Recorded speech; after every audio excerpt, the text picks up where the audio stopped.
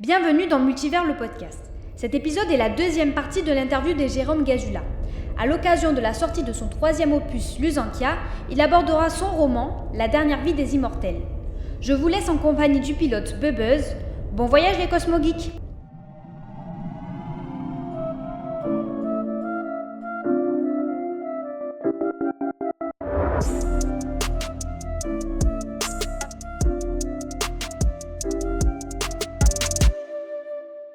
Bonjour les Cosmogeeks, nous sommes aujourd'hui avec Jérôme Gazula pour la deuxième partie de son interview consacrée à son roman La dernière vie des immortels.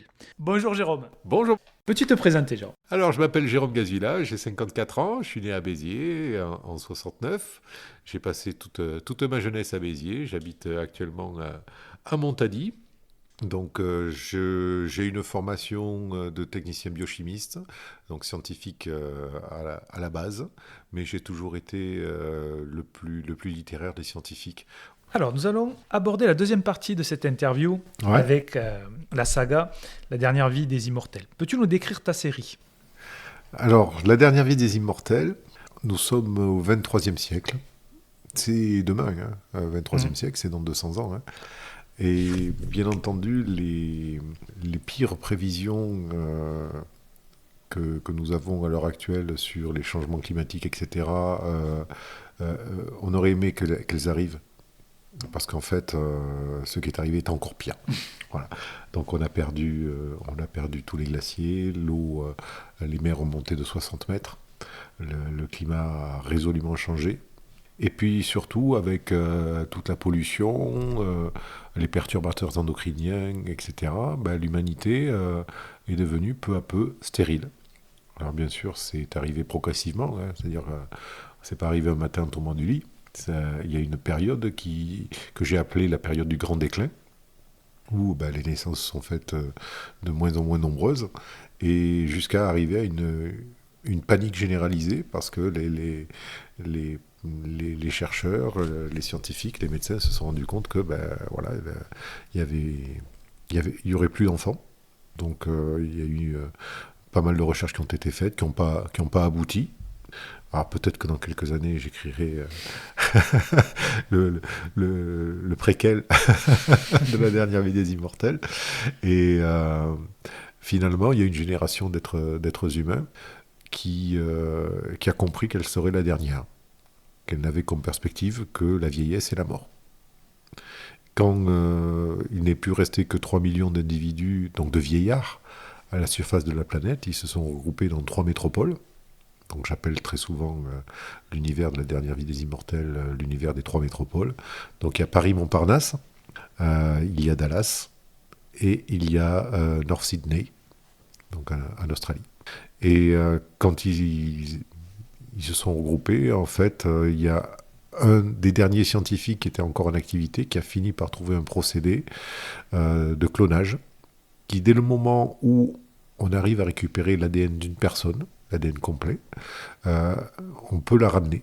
On peut en créer un clone. Donc ces clones arrivent à maturité à l'âge physiologique de 30 ans.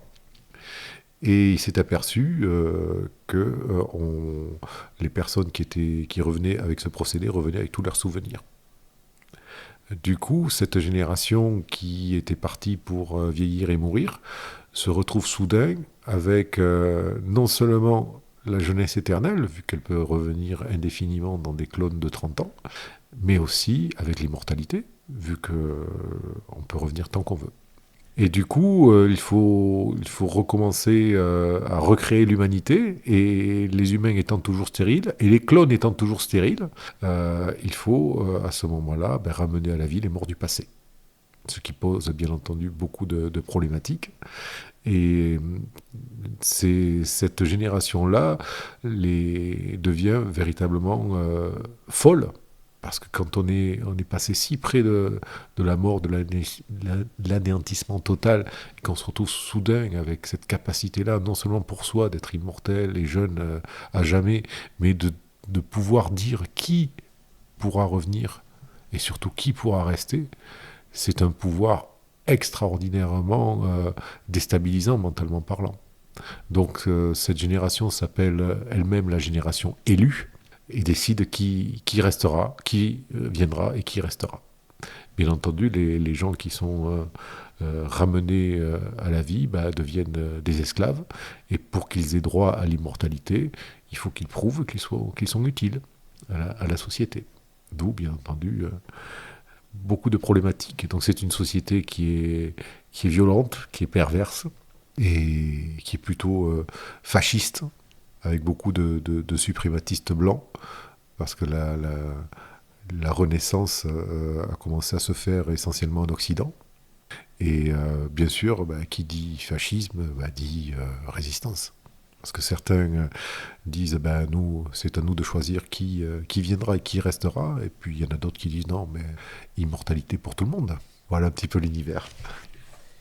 Donc dans ta série, on suit plusieurs personnages évoluant dans un monde où de nouvelles règles de vie et de mort engendrent de nouvelles préoccupations philosophiques et des objectifs nouveaux. Comment as-tu imaginé ce nouveau monde ? Es-tu parti des événements apocalyptiques ou as-tu d'abord conceptualisé le monde après ces événements ? En fait, je suis parti... alors cette fameuse page de classeur de 1990 dont je t'ai parlé, parlait déjà du concept des élus et de leur capacité à renaître indéfiniment. Je suis reparti à l'envers, en me disant, mais pourquoi ils ont l'immortalité, comment ça se fait, et pourquoi il n'y a plus qu'eux, et j'ai dévidé la pelote dans l'autre sens. Trouver des raisons à la finalité. Donc cet univers-là, je l'ai créé en premier, avec l'univers des élus, avec leur perversité, leur capacité justement à s'approprier les gens, à être de vrais tyrans, quoi, de vrais tyrans, et en plus pervers dans leur façon de gérer, parce que réduire en esclavage les ancêtres, leurs ancêtres, c'est quand même quelque chose d'assez abominable. Et je les ai imaginés fonctionner, et à un moment donné, je me suis dit, mais il y aura forcément des problématiques importantes. Qu'est-ce que la vie va leur apporter, quelque part ? Parce que ils ont tout, potentiellement parlant, et puis ils ont le temps.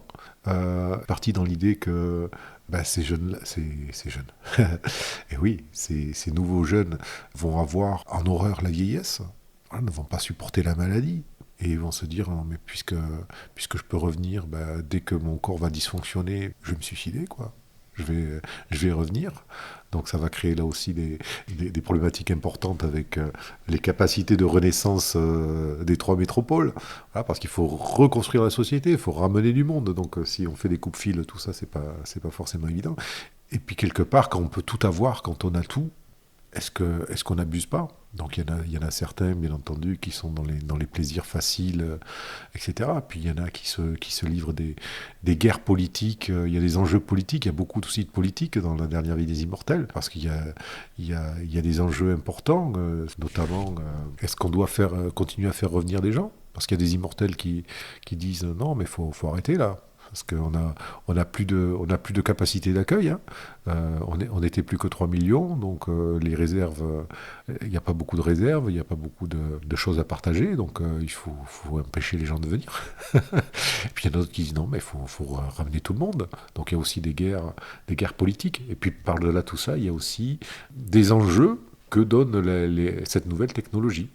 Par exemple, j'ai imaginé un groupe qui s'appelle les Custodes Deum, les gardiens de Dieu en latin, et qui se sont fixés comme objectif tout simplement de ramener Jésus-Christ, bien sûr, parce que ce serait véritablement la possibilité d'accomplir les évangiles et de ramener le royaume de Dieu sur terre. Donc s'ils récupèrent l'ADN de Jésus, Jésus va effectivement renaître. Donc ils recherchent les saints, les personnes qui ont pu être en contact dans le Moyen-Âge avec certaines connaissances. C'est aussi un enjeu. Il y a aussi Gaia Mater. Gaia Mater, alors il faut savoir que les enfants sont interdits à la Renaissance, parce que comme les clones arrivent à l'âge de 30 ans, physiologique, des enfants, des jeunes enfants dans des corps de 30 ans, ça marche pas. Ça crée vraiment trop de problématiques. Donc les élus demandent la destruction totale des ADN des personnes qui sont trop jeunes. Voilà, et Gaïa Mater récupère ces ADN en attendant de voir s'il est possible de ramener à la vie des enfants. Et puis au milieu de tout ça, bien sûr, comme il y a des fascistes, il y a la police, il y a la milice, bien sûr, la milice maudite, la milice des effaceurs. Parce que la plus grosse peur des personnes dans ce monde-là, c'est d'être effacé. Qu'est-ce que ça veut dire ? La renaissance est possible parce que le code ADN est conservé dans un ordinateur, sous forme numérique. C'est ça qui permet de recloner à l'envie les personnes. Si ce code est effacé de l'ordinateur, on ne peut plus faire revenir la personne. Donc les élus maintiennent tous les gens dans la peur de cet effacement, parce que là, ils savent qu'ils n'ont plus qu'une seule vie. Et le but du jeu des personnes qui reviennent, c'est de justement se conformer bien à ce qu'on attend d'eux, pour avoir le droit, quelques années plus tard, s'ils se sont bien conduits, à gagner leur immortalité. Ce qui est impossible si jamais on a été effacé par les miliciens, qui sont très prompts à calmer les gens avec leur arme de prédilection, un tonfa avec un lecteur de code barre au bout, parce que les personnes qui reviennent à la vie, elles ont un code barre à l'arrière du crâne. Et si jamais cette arme touche ce code barre à l'arrière du crâne, l'ordinateur central est au courant et efface immédiatement le code génétique. Et là, c'est la fin. Immortalité terminée. C'est intéressant comme concept, l'immortalité. On parle de sens de la vie aujourd'hui, on parle de peur de mort, de pulsion de mort, etc. Et c'est des choses qui vont être différentes dans ton roman, puisque ça crée complètement une vision différente. On parlait de la religion. Est-ce que faire renaître le Christ peut permettre de l'interroger sur ce qui se passe réellement après puisque là, on a finalement beaucoup de réponses. Ah, tout à fait. Et après, c'est vrai que c'est passionnant pour moi, comme je dis, cet univers, il est tentaculaire, et je m'amuse vraiment énormément à travailler les enjeux politiques aussi qui existent, et les enjeux philosophiques. Par exemple, qu'est-ce que devient, parler du custodes deum, qu'est-ce que devient la religion dans un monde où l'être humain est capable de renaître indéfiniment ? Voilà, donc je me suis imaginé, mais comment peut se transformer la religion pour continuer à perdurer, alors que l'homme acquiert un pouvoir qui est quasiment divin. Il ne sera plus jugé après sa mort des péchés ou du bien ou du mal qu'il a fait, puisqu'il sait qu'il va renaître. Donc il peut repousser cette échéance peut-être aussi longtemps. Alors, justement, c'est une vraie question philosophique que développent les custodes deum, quoi. Et d'ailleurs, leur chef de file au Conseil des élus, qui s'appelle Ferdinand Zayach, j'aime beaucoup ce personnage qui est vraiment très très particulier, c'est un catho intégriste. Il a poussé le raisonnement très loin en disant, mais les humains, nous avons trouvé la possibilité de revenir indéfiniment, mais du coup, je suis quand même une créature de Dieu, donc c'est pas à moi de maîtriser, de décider de ma mort. Donc contrairement à tous ses autres collègues élus, il accepte de vieillir. Dans la dernière vie des immortels, au démarrage, c'est vrai qu'il est vieux, ça fait partie des très rares vieux.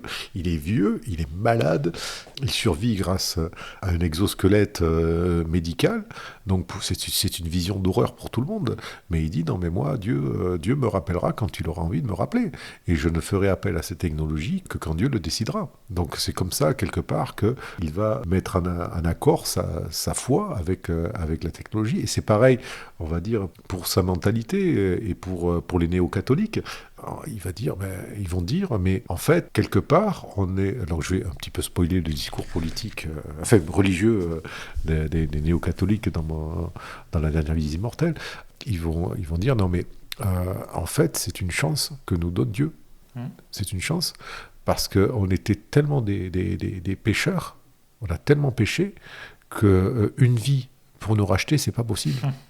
Donc Dieu nous donne en fait, donc le scientifique Julien Follen, donc le professeur Julien Follen qui a découvert le procédé de clonage, a été touché par la grâce de Dieu, et lui, donc il a donné à l'humanité la chance d'avoir plusieurs vies pour se racheter. Donc on est là non pas pour jouir des plaisirs ad vitam aeternam, mais au contraire pour remettre notre âme au clair, parce qu'un jour le jugement dernier finira par arriver.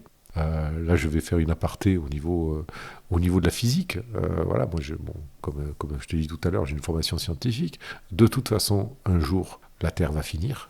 De toute façon, un jour, quand on voit la deuxième loi de l'entropie, l'univers va terminer. Donc l'immortalité risque quand même d'être quelque chose de très bref. Quelles sont les thématiques que tu as voulu aborder dans ce roman ? Alors déjà, c'est vrai que ce roman, il a une particularité, c'est qu'il n'y a pas de héros.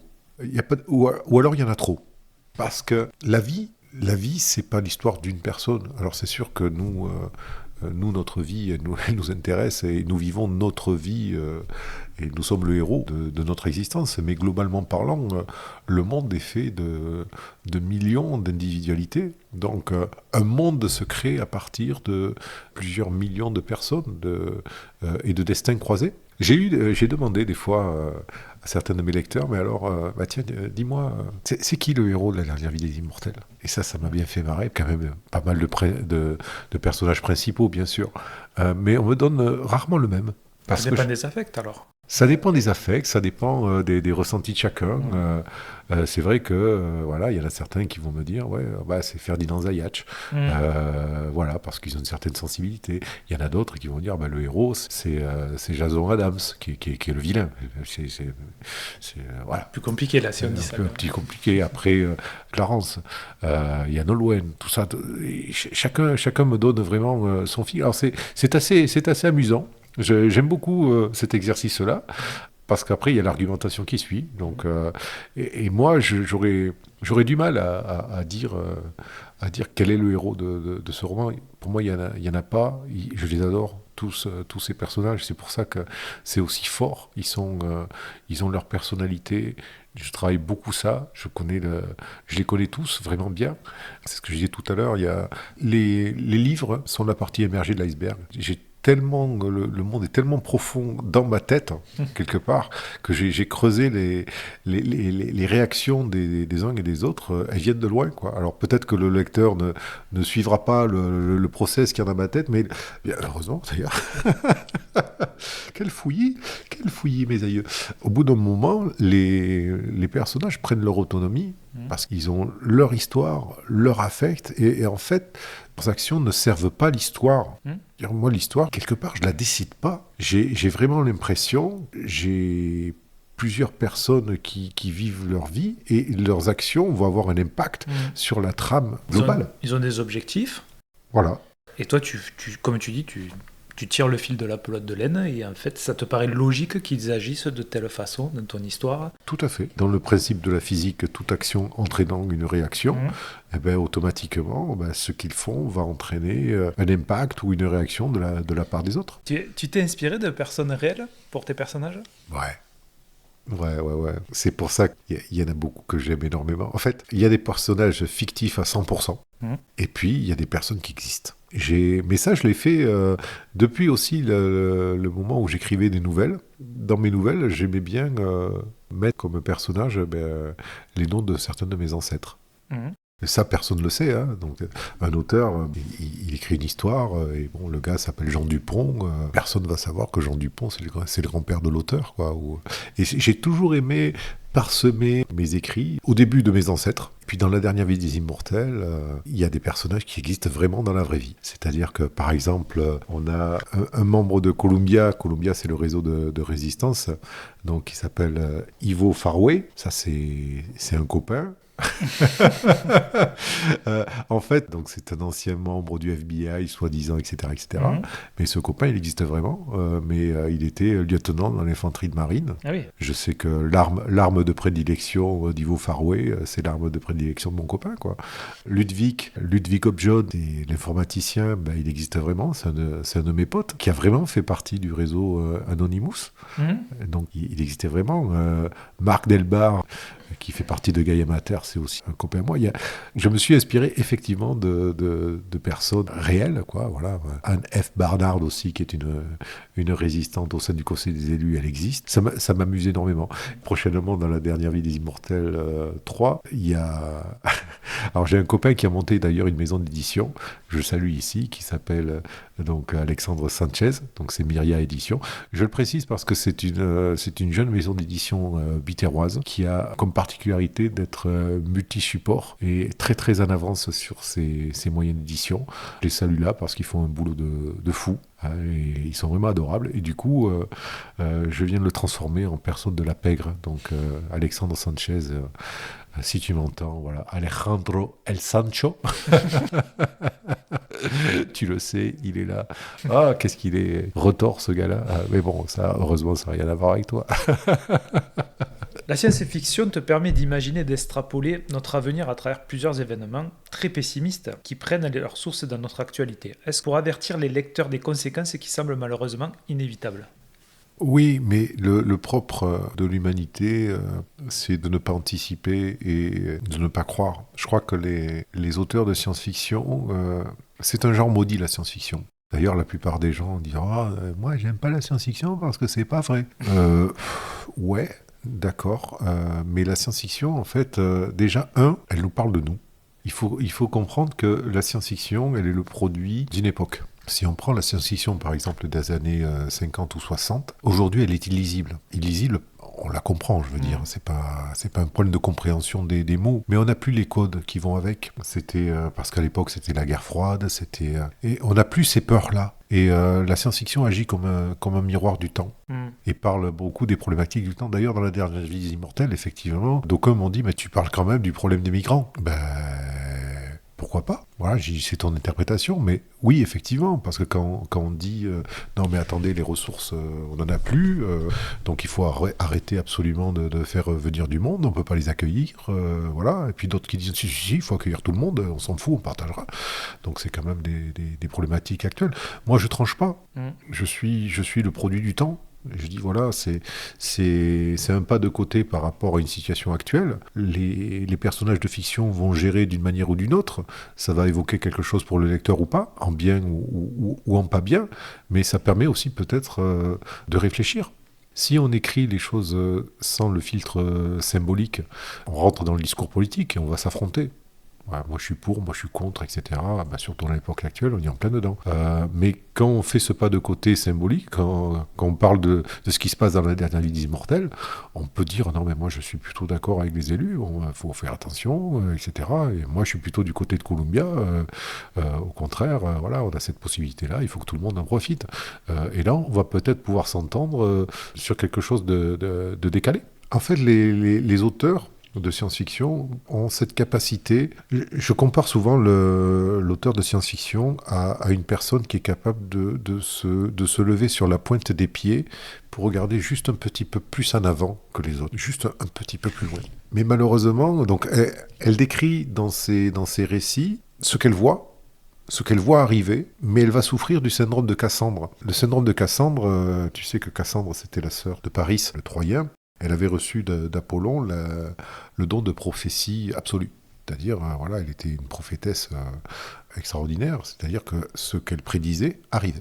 Et les dieux ont quand même un petit peu engueulé Apollon en lui disant « Non mais attends, donner ce pouvoir à une humaine, t'es un petit peu malade garçon, faut pas faire ça. » Et Apollon, du coup, avait un petit peu réduit le champ des possibles en disant « Ok, d'accord Cassandre, tu vas avoir le don de prophétie absolue, mais je te mets quand même une petite malédiction, personne ne te croira jamais. » Voilà, donc Cassandre a averti de la chute de Troie, averti tout ça, mais personne ne voulait la croire.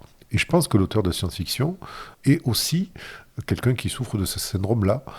Quand on voit quand même les écrits de Orwell, quand on voit 1984 par exemple, qui est un livre extraordinaire, c'est pas un livre de science-fiction, c'est un livre d'anticipation, c'est même un livre de politique-fiction. Il a décrit des mécanismes qui sont à l'œuvre actuellement, avec l'appauvrissement de la langue, avec le principe de double pensée. La surveillance à outrance. Voilà, il a tout décrit. Et il a écrit ça en 1948. Voilà, 1948, parce que 1984, en fait, c'est 48 à l'envers. C'était marqué. Le meilleur des mondes d'Aldous Huxley, les manipulations génétiques...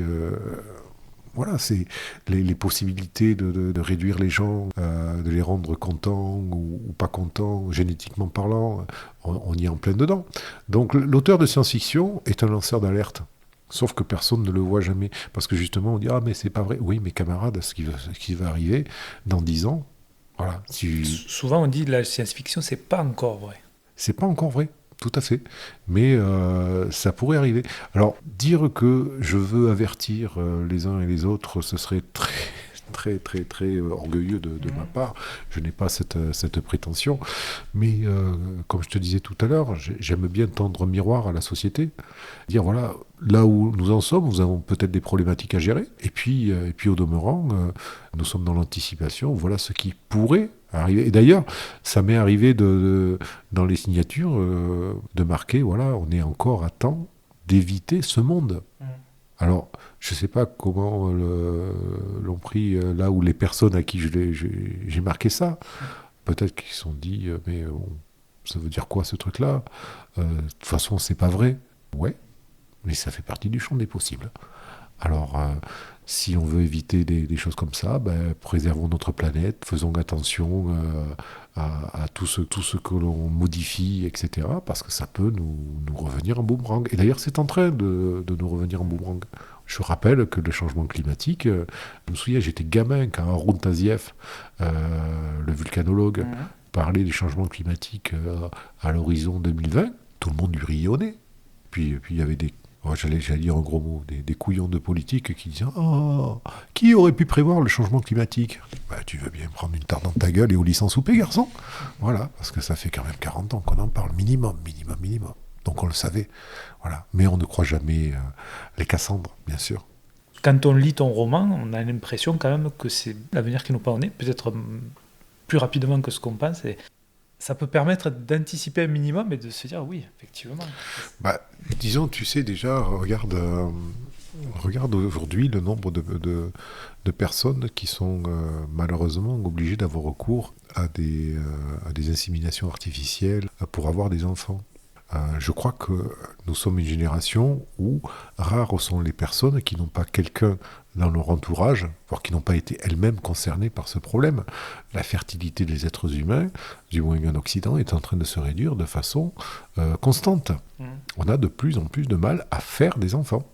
L'idée du clonage et de la reprise de conscience dans de nouveaux corps conduit à une notion d'une immortalité virtuelle. La concrétisation de cette idée soulève une multitude de questions éthiques, sociales, philosophiques et scientifiques. Tu en traites beaucoup dans ton roman.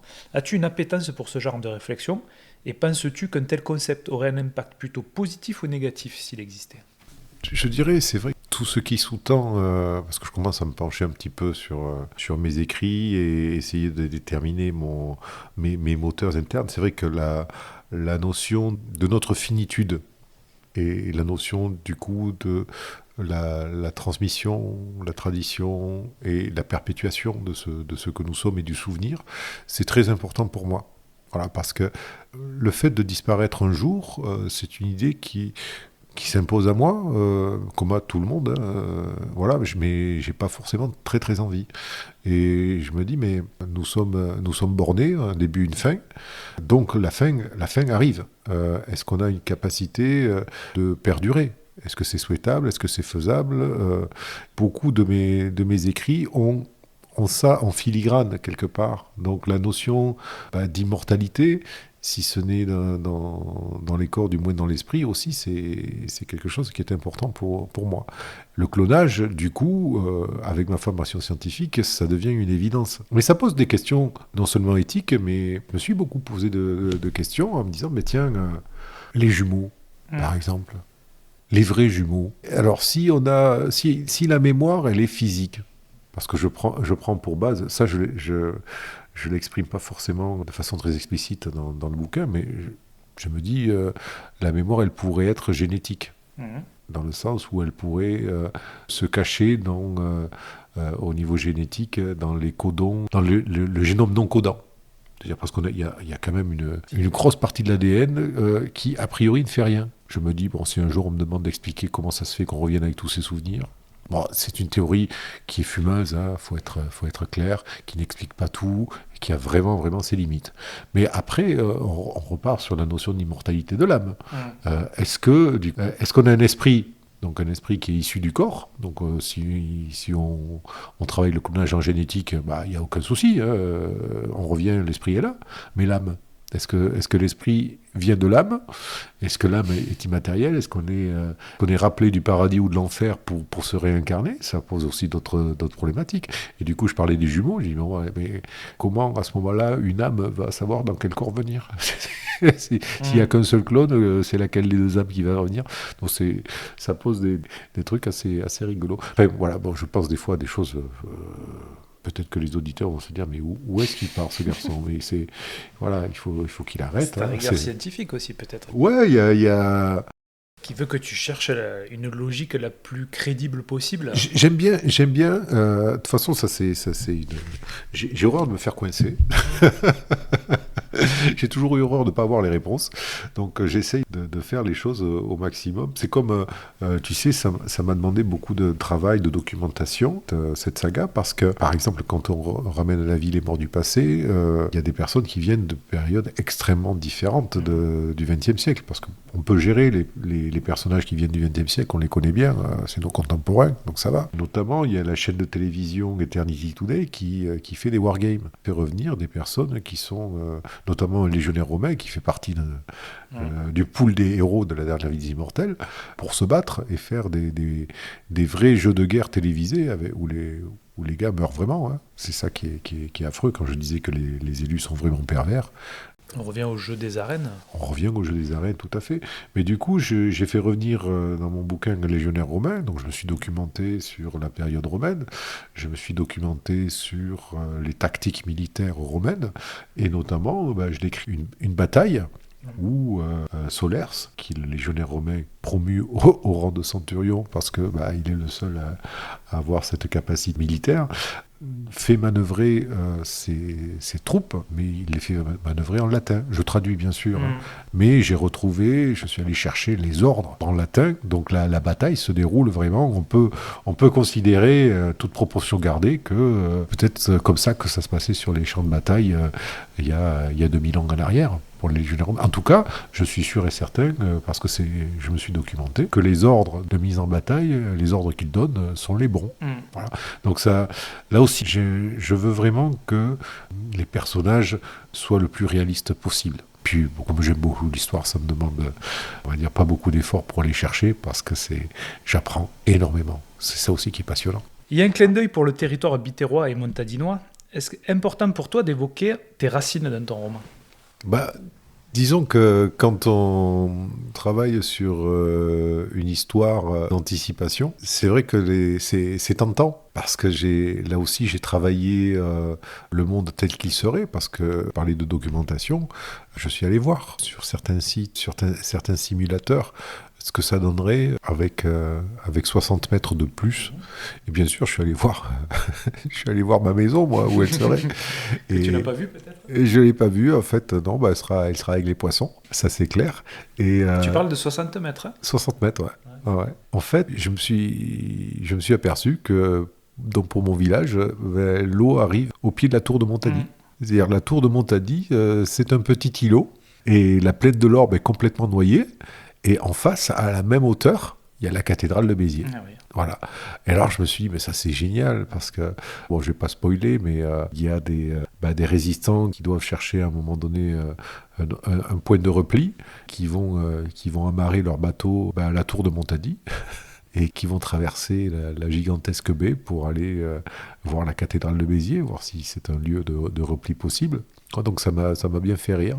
Une belle description de la cathédrale de Béziers. Voilà, après avec aussi les fantômes. Alors les fantômes, pour nos auditeurs, ce sont des personnes qui n'ont pas d'existence légale et qui vivent à l'extérieur des métropoles, et qui sont très importantes au niveau notamment du marché noir, des choses comme ça. Et il y a des fantômes à Cessenon-sur-Orbe. Ça m'a fait rire d'impliquer un petit peu ma géographie locale. C'est vrai que c'est aussi important, on va dire, de temps en temps, de faire des petits clins d'œil comme ça. Et question bonus, le poulpe, c'est la pieuvre ?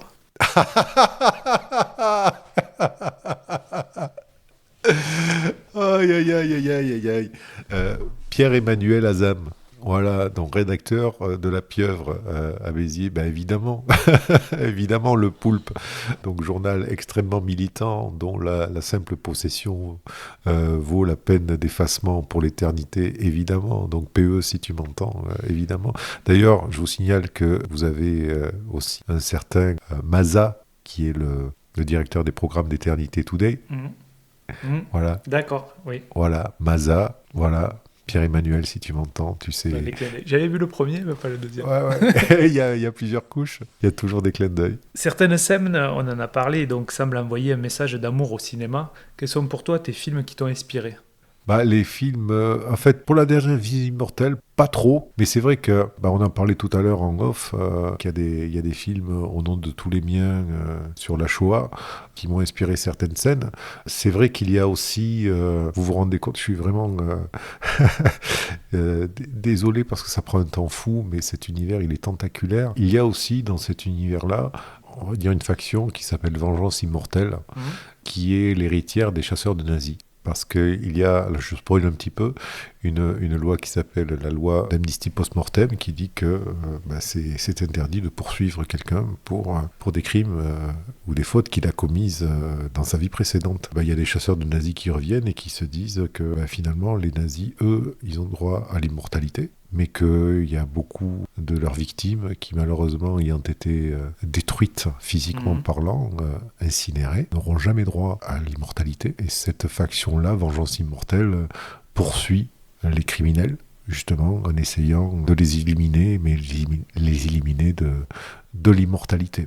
Voilà, donc c'est vrai qu'il y a aussi un médecin juif, parce que j'ai parlé tout à l'heure des catholiques, mais il y a un petit passage où je me suis bien marré dans le questionnement, parce que quand les corps reviennent clonés, ils reviennent suivant leur patrimoine génétique, c'est-à-dire que tout ce qui a pu les marquer pendant la vie, que ce soit des blessures, des tatouages, des mutilations, des maladies, ça n'a jamais affecté le clone qui revient. Et notamment, ce médecin juif se pose la question de sa judaïté, dans le sens où il est revenu, et on va dire la circoncision, par définition, n'existe plus. Donc il se pose la question de sa relation avec l'Éternel, et est-ce qu'il peut encore se considérer comme faisant partie du peuple élu. Bon, il y en a un autre de peuple élu du coup maintenant, mais voilà, c'est un questionnement aussi qu'il se pose. Et c'est vrai que ça a été un passage assez intéressant pour moi à ce niveau-là. Ces passages, il y a des passages qui sont durs parce que je visualise beaucoup les scènes et j'essaye de les faire vivre au maximum avec une intensité émotionnelle. C'est important pour moi que, non pas de mettre le lecteur mal à l'aise, c'est pas tellement le sujet, mais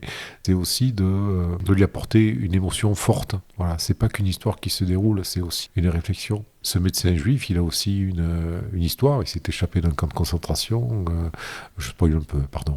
Il a cru pouvoir s'en sortir, rejoindre les Russes, mais en fait, il s'est fait malheureusement rattraper. Mais il le sait pas. Et il le sait pas parce que il y a dans la dernière Visite Immortelle un paramètre important. C'est le M-cube qu'on appelle le MMM, moment de morte mémoire. C'est-à-dire qu'on n'est pas capable de se souvenir, en gros, de la demi-heure qui a précédé effectivement la mort. Donc il y a des personnes qui se retrouvent au XXIIIe siècle qui ne comprennent pas qu'elles sont mortes. Très bonne astuce, je trouve, qui te permet d'ouvrir pas mal de Ah, possibilités. Et ça crée des scènes avec de l'intensité, de la pression, puisqu'il y a un temps limité sur certaines actions à faire, etc. Ah ben, il est clair que c'est vrai que des personnes, par exemple, qui se sont faites assassiner, même si elles ont pu voir leur assassin, quand elles reviennent, comme il y a ce temps de latence, elles ne s'en souviennent pas. C'est ballot. Ou pas. Donc ça ouvre effectivement pas mal de perspectives. Et notamment, si tu te souviens bien, il y a la rencontre justement de Solers avec son ami Germain. Oui. Ils se sont... Là, je spoil encore, pardon. Oui, voilà. Ça c'est une superbe scène aussi, je trouve très cinématographique. Ouais, tout à fait. Parce qu'en fait, je ne vais pas trop spoiler, mais je veux dire, en fait, les personnes qui se souviennent qu'elles sont mortes sont celles qui ont, quelque part, qui ont agonisé, qui se sont vues mourir. Parce qu'elles ont mis plus de 20 minutes ou une demi-heure à mourir. Donc elles savent, quelque part, si, par exemple, quelqu'un est parti le matin travailler, est mort sur la route d'un accident de voiture, si c'est dans la demi-heure, le dernier souvenir qu'a cette personne, c'est je ferme la porte de chez moi, point. Et tout d'un coup, je me réveille, je suis au 23e siècle. Ça crée vraiment des problèmes, on est d'accord. Alors on va jouer à un jeu si tu en es d'accord. Allez. Imaginons que la possibilité de cloner n'importe quel être humain est réelle. Je vais te donner des domaines et tu me dis qui tu choisirais et pourquoi. Dans la musique. Alors la musique, qui c'est que je rendrais immortel? Freddie Mercury, Who Wants to Live Forever. Là aussi, il y a quelque chose, parce qu'avec Highlander, voilà, l'immortalité. Tu te rends compte C'est qu'en vrai. fait, le prix de l'immortalité, c'est de redevenir mortel. C'est excellent, quoi. Et voilà, et puis bon, c'est un artiste monumental, quoi. Dans le cinéma. Alors le cinéma, tu sais que les cons, ça ose tout, c'est même à ça qu'on les reconnaît. Audiard, Audiard. Ouais. Rendez-nous Audiard, tout de suite. Je pense qu'il se régalerait aujourd'hui. Dans la littérature, au sens large. Moi, je voudrais bien qu'Asimov y revienne, quand même. Tu n'avais pas tout dit, tu penses? Ouais, Asimov, Barjavel, revenez, s'il vous plaît. Ou Et alors... puis, comme tu dis, avec les codes d'aujourd'hui, qu'est-ce qu'il serait capable d'imaginer? Je sais pas, justement. Ce serait tellement chouette. Voilà, ce serait tellement chouette. Dans la science? La science... Lavoisier. Lavoisier, un des pères de la chimie moderne, quoi. Rien ne se perd, rien ne se crée, tout se transforme. Voilà, c'était très... C'est très fort. Hein. C'est très fort, très brillant, très très brillant. Ouais, dans la science, ce serait lui. Ouais. Au niveau de la peinture? La peinture. C'est un domaine difficile, la peinture. Surtout aujourd'hui où, avec Photoshop, avec la photo, etc., quid de la peinture? Moi, je pense que Dali, il faut que Dali revienne, quoi. Parce que c'est un fêlé, c'est un grand malade mental. En plus d'être un maître au niveau pictural, quoi. Sa folie était extraordinaire. Moi, j'aime bien... Je sais plus qui c'est qui disait, j'aime bien les fêlés parce qu'ils laissent passer la lumière. Ça, c'est beau. Puis un auteur aurait écrit un personnage de ce type-là, je crois qu'on aurait dit tu exagères. C'est ça. Mais c'est vrai que des fois, je crois qu'on a tous dans notre entourage des personnes où on se dit attends, si on met ça dans un roman, personne ne l'achète, ce truc. Pourtant, on a des personnages de romans autour de nous. Et quelque chose donc te passionne, un personnage historique. Un personnage historique, je pense qu'on aurait bien besoin de faire revenir Jean Jaurès. Parce que Jean Jaurès, c'était quelqu'un là aussi de visionnaire et de profondément, à mon sens, profondément humain. Et on avait besoin de son pacifisme et de sa volonté de faire que tous les hommes soient frères et sœurs, quoi. Voilà. Et ça, je pense qu'on a perdu ça. On a perdu le vrai sens de ces termes-là. On a créé des choses complètement artificielles. Du coup, c'est un personnage politique. On va peut-être parler un peu plus politique, mais j'ai été contemporain de la création de l'Europe et moi, j'étais très, très heureux. Je me souviens, j'étais petit, de savoir qu'on avait un pays de plus dans l'Europe, c'était magnifique. Oh là là, voilà, on allait tous copains, tous solidaires. Et puis aujourd'hui, pour moi, l'Europe, ils en ont fait une chimère. Quelque chose qui pour moi ne rime plus à rien, parce que l'Europe, c'est avant tout l'Europe des peuples dans le respect des spécificités de chacun. On est tous égaux, mais on n'est pas pareil. Et justement, ce qui était beau, c'est cette entente dans la différence. C'est le respect de l'autre dans son identité. C'est pas du tout une assimilation en disant on va tous être les mêmes. On ne sera pas les mêmes, on ne sera jamais les mêmes. Mais ce qui serait bien, c'est qu'on puisse s'accorder, s'entendre et se respecter. Puis si on pouvait s'aimer, pourquoi pas? Ce serait la petite cerise sur le gâteau.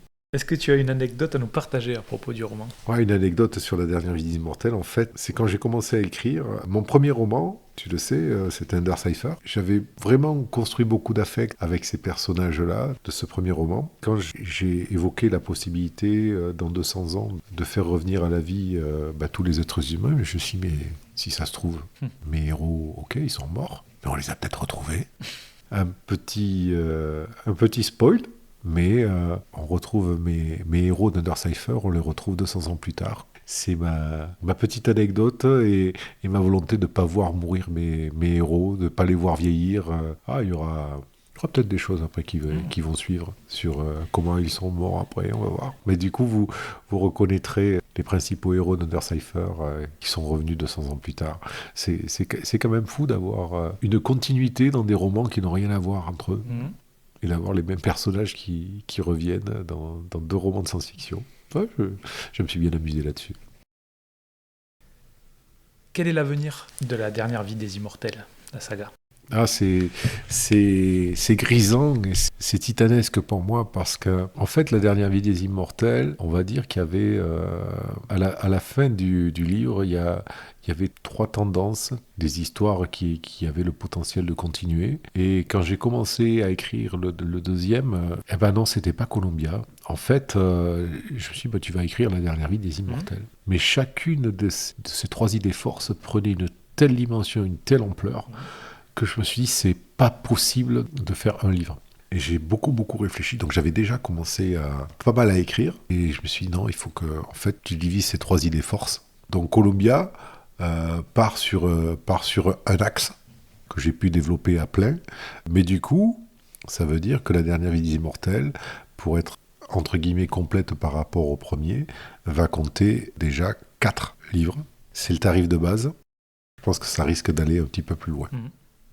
Voilà, donc, mais c'est un univers qui prend énormément de dimensions dans ma tête, tellement bien que l'année dernière, j'ai écrit un autre livre qui n'avait aucun rapport, donc c'était le dernier paru chez Complice Éditions, qui s'appelle Comme une larme d'étoile. Je dis, je l'ai écrit pour me reposer de la dernière vie des immortels, pour penser à autre chose. Merci Jérôme, où peut-on te retrouver ? Pour mes réseaux, j'ai 2 sites internet, www.gazula.fr, c'est mon nom de famille, G-A-S-U-2-L-A, où là vous allez retrouver tout mon univers de livres, de littérature, avec plusieurs choses en plus. Vous trouverez aussi les liens qui permettent d'avoir accès à mes divers livres. Il y a aussi le site du jeu de rôle, www.scavengers.fr, donc S-C-A-V-E-N-G-E-R-S. où là vous trouverez toute l'actualité du jeu de rôle. Merci Jérôme. Si tu as des choses à rajouter, c'est le moment. Je voudrais remercier déjà toutes celles et ceux qui me suivent et qui m'aident depuis des années, parce qu'un auteur, il est rarement tout seul. Il a des gens, heureusement, qui l'entourent, qui croient en lui, qui l'encouragent. Donc merci à mes bêta lectrices notamment, voilà, donc merci Anne-Françoise, Sophie, Claire, Christine notamment, voilà, qui lisent mes romans, qui me permettent aussi d'avoir des corrections et des avis régulièrement. Merci aussi à mon éditeur, donc Gérard et Marielle de Complice Éditions, sans qui toutes ces aventures n'auraient jamais été possibles, je leur dois beaucoup. Merci aussi à Michael. Michael, on s'est rencontrés il y a pas très longtemps, donc Michael est un illustrateur, parce qu'il va bien falloir avoir une identité graphique par rapport à tout ça. Merci aussi aux 2 autres 3 mousquetaires, parce qu'on est 3 auteurs à se suivre dans les salons du livre, Fabrice Ross et Maxime Loger, que j'apprécie énormément. Voilà. Merci aussi à Serge Bélier de Puy-Salicon, qui, on va dire, responsable du Festival du Livre de Puy-Salicon. Merci aussi à tous les gars et les filles des Stratèges Qatar qui me supportent à l'année.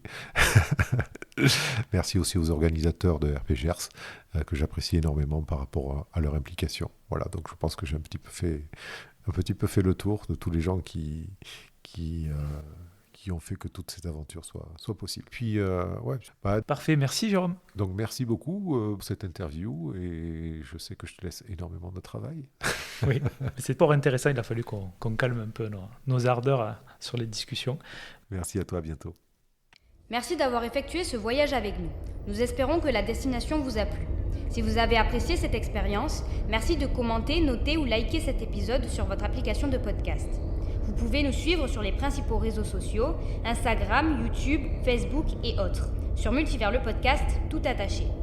À bientôt pour la découverte de nouveaux univers. Vers l'infini et c'est déjà pas mal.